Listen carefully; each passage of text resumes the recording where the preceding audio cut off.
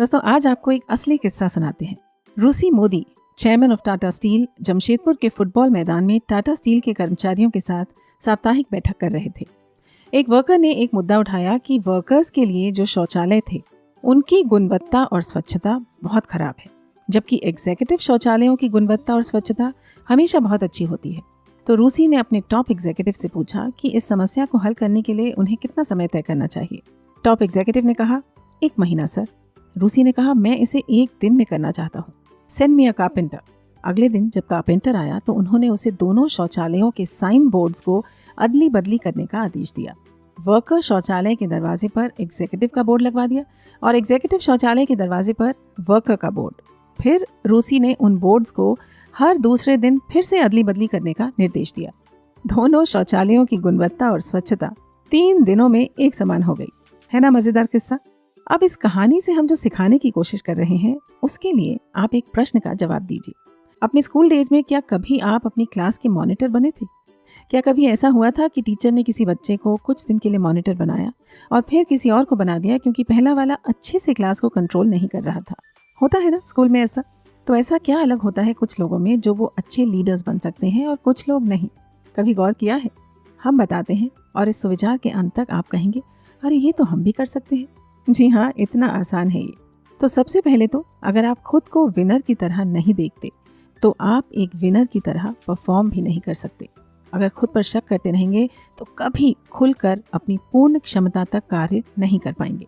तो सबसे पहले तो अपनी काबिलियत पर विश्वास करें और अपनी स्ट्रेंथ्स को पहचानें, उन पर ज़्यादा से ज़्यादा काम करें। धीरे धीरे लीडरशिप रोल्स को लेना शुरू करें। शुरुआत छोटे स्तर से करें। अपने सीनियर्स से खुद जाकर छोटे प्रोजेक्ट्स को लीड करने की बात कहें और समय पर उसे बतौर लीडर पूरा करके दिखाएं व अपनी क्षमता साबित करें। अपनी टीम की असफलता से निराश ना हो, उन्हें मोटिवेट करें, उनकी तारीफ करें और उन्हें साथ लेकर चलें।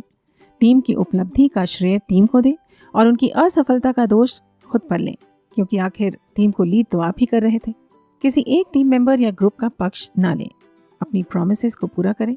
जानने की कोशिश करें कि आपकी टीम किन बातों से खुश और प्रेरित रहेगी। हो सके तो यदा कदा मोटे मोटे तौर पर उनसे उनके परिवार और हॉबीज़ के बारे में भी पूछते रहें।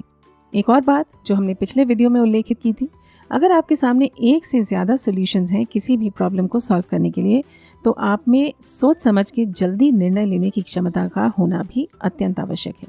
Critical thinking in decision making is extremely important. बस इन्हीं कुछ चीज़ों का ख्याल रखेंगे तो आगे होंगे आप और पीछे होगी एक खुश टीम जो कहेगी लीडर हो तो ऐसा।